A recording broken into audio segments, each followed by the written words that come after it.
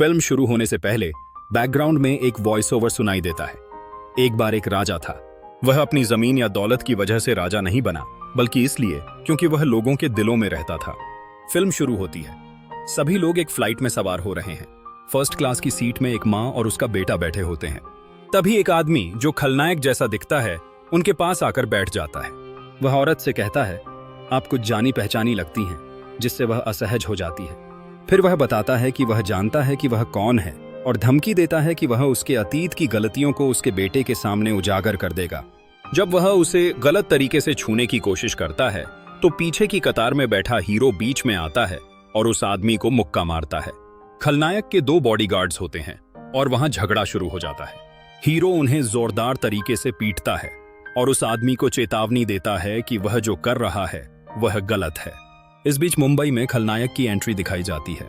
वह एक मंत्री भी होता है। फ्लाइट में बदतमीजी करने वाला उसका बेटा ही होता है। गुस्से में आकर मंत्री हरियाणा के एनकाउंटर स्पेशलिस्ट प्रकाश को बुलाता है और हीरो को मारने का आदेश देता है। अगले दृश्य में हमें इंस्पेक्टर से मिलवाया जाता है, जो तुरंत जांच शुरू करता है। सीट नंबर के आधार पर वह हीरो का नाम पता करता है, संजय राजकोट। वह पाता है कि उसके नाम से 29 मामले दर्ज हैं, लेकिन कोई भी FIR नहीं है। वह हीरो के घर जांच के लिए निकल पड़ता है। इंस्पेक्टर हैरान रह जाता है जब वह हीरो के भव्य घर को देखता है। साथ में मौजूद दूसरा पुलिस वाला हीरो को राजा कहता है, लेकिन इंस्पेक्टर कहता है, भारत को आजाद हुए 77 साल हो चुके हैं, अब कोई राजा नहीं होता। उसी वक्त हीरोइन की एंट्री होती है। उसका नाम है रानी साहिबा सैश्री राजकोट। इंस्पेक्टर पूछता है कि उसका पति कहाँ है। वह जवाब देती है कि जैसे ही हीरो को पता चला कि आप आ रहे हैं, वह खुद पुलिस स्टेशन गया है आपसे मिलने। वह यह भी कहती है कि इंस्पेक्टर उनकी कार का इस्तेमाल करें, क्योंकि बाहर का माहौल सुरक्षित नहीं है। इंस्पेक्टर कहता है कि वह पुलिस की गाड़ी है और बाहर जाता है, लेकिन वह गाड़ी टूटी फूटी हालत में मिलती है।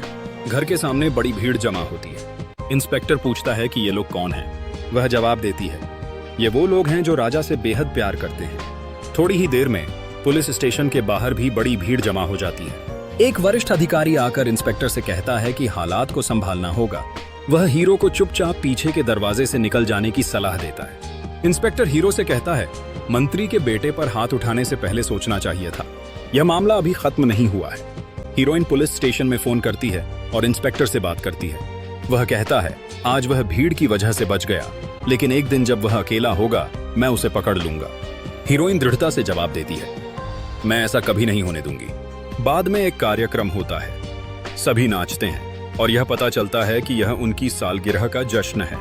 इंस्पेक्टर पूछता है कि लोग हीरो का इतना समर्थन क्यों करते हैं। कोई जवाब देता है कि हीरो ने गरीबों को 3000 एकड़ जमीन दान दी, मुफ्त अस्पताल बनवाए और सभी के लिए सोलर लाइट की व्यवस्था की। हीरोइन को हीरो पर हमले की साजिश के बारे में पता चलता है। वह बिना हीरो को डरे हुए किसी को व्हाट्सएप पर लाइव लोकेशन भेजती है। कार रेलवे ट्रैक पर खड़ी होती है। तभी 2 गाड़ियां कई आदमियों के साथ वहां आती हैं। हीरोइन सोने का नाटक करती है। हीरो यह मानकर कि वह सो रही है, चुपचाप हमला करने वाले पास आ जाते हैं। लड़ाई के दौरान कोई हीरो पर गोली चलाने की कोशिश करता है, लेकिन हीरोइन के लोग पीछे से आकर हमलावरों को डरा देते हैं। हमलावर भाग जाते हैं, लेकिन हीरो समझ नहीं पाता कि वे क्यों भागे।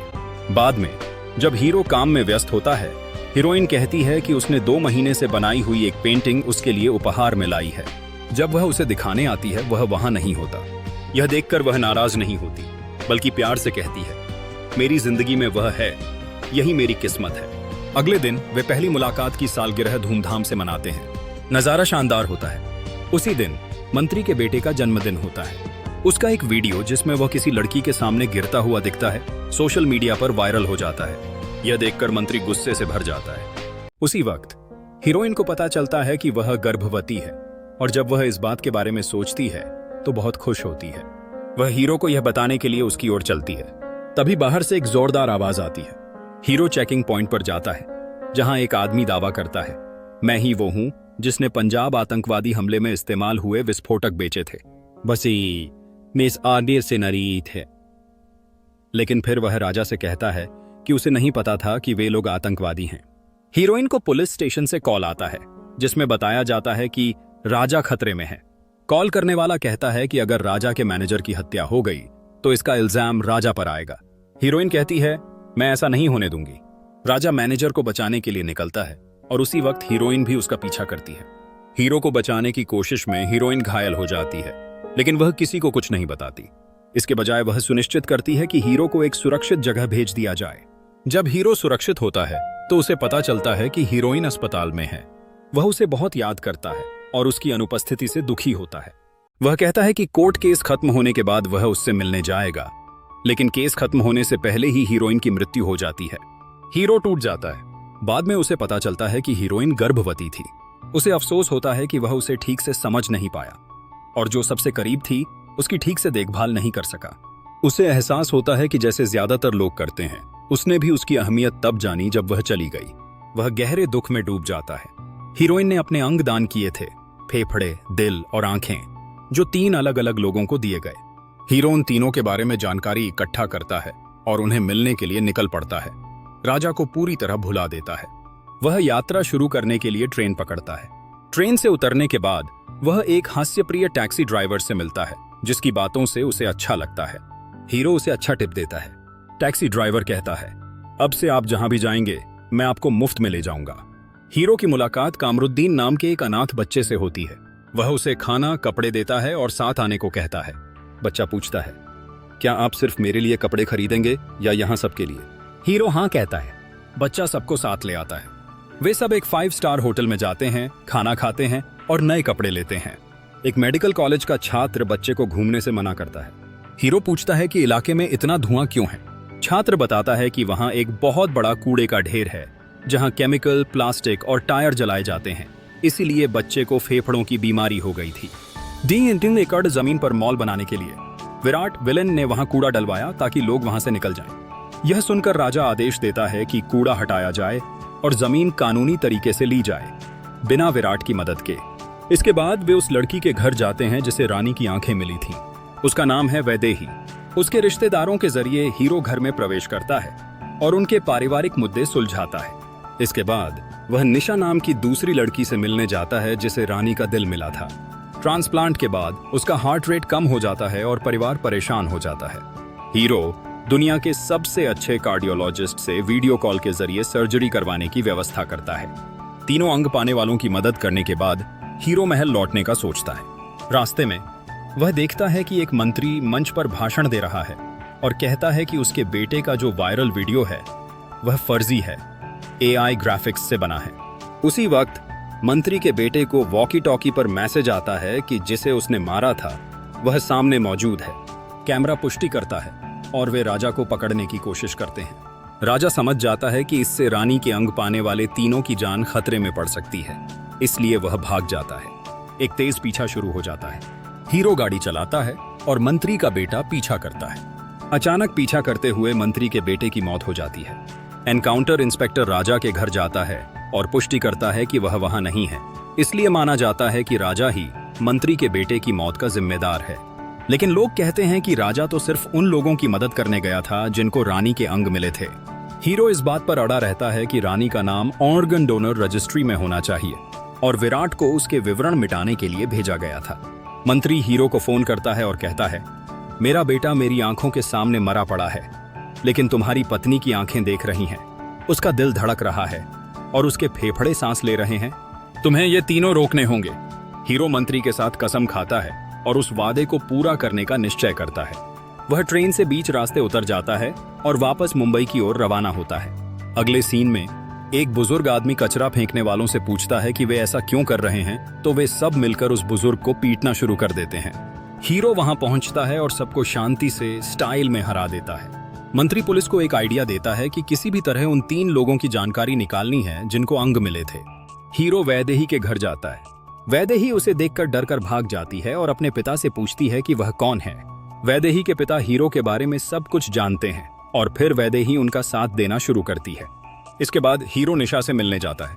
पता चलता है कि निशा से प्यार करने वाला विशाल अब किसी और लड़की से शादी करने वाला है, जिससे निशा डिप्रेशन में चली जाती है।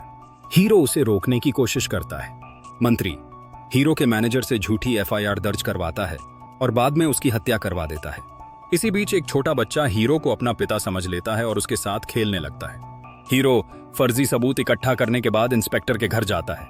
वह उसे पीटता है, चेतावनी देता है और अपनी गलती का एहसास करने को कहता है। अगले सीन में हीरो विराट से मिलने जाता है, जो कचरा फेंकवाने का जिम्मेदार होता है। वह उसे पैसे देता है, जमीन कानूनी रूप से खरीदता है और फिर पूरे इलाके को साफ कर देता है और वहां कुछ सुंदर बनाता है। फिर वह फिर से वैदेही के घर जाता है, जहां वह घर के बड़ों का दिल जीतता है और परिवार में फिर से खुशी लाता है। इसी बीच मंत्री को उन तीनों अंग प्राप्तकर्ताओं की जानकारी मिल जाती है और वह उन्हें मरवाने की योजना बनाता है। उसी समय वैदेही का पति पुलिस स्टेशन में हीरो की फोटो देखता है और उसे घर लाकर परिवार को दिखाता है और कहता है, यह आदमी एक आतंकवादी है। एक छोटा बच्चा बीमार हो जाता है, लेकिन वह अस्पताल जाने से मना कर देता है जब तक कि इलाके के बाकी सभी लोग भी साथ नहीं चलते। हीरो तुरंत सभी 6000 लोगों को एक साथ अस्पताल ले जाता है। शुरुआत में निशा का परिवार हीरो से नफरत करता है, लेकिन बाद में जब उन्हें हीरो की सच्चाई पता चलती है तो वे उसे प्यार और सम्मान देने लगते हैं। निशा भी जान जाती है कि वह कौन है और वह बच्चा भी समझ जाता है। अब रानी के अंग पाने वाले तीनों लोग राजा की तलाश में निकल पड़ते हैं। राजा उस समय उस बच्चे के साथ अस्पताल में होता है। मंत्री के आदमी तीनों अंग प्राप्तकर्ताओं के घर जाते हैं, लेकिन वहां कोई नहीं होता, सब अस्पताल जा चुके होते हैं। जैसे ही राजा अस्पताल से बाहर निकलता है, गुंडे अंदर घुसते हैं। राजा अपने लोगों से कहता है, उन्हें संभालो, मैं आ रहा हूं। हीरो की टीम थोड़ी देर तक ही गुंडों को रोक पाती है, फिर राजा खुद वहां पहुंचकर लड़ाई में शामिल होता है और सबको हरा देता है। वह हमेशा की तरह कूल स्टाइल में सबको मात देता है। इसके बाद वह मंत्री के घर जाता है, उसे बताता है कि जो कुछ हुआ उसका जिम्मेदार वही है और उसे आखिरी चेतावनी देता है।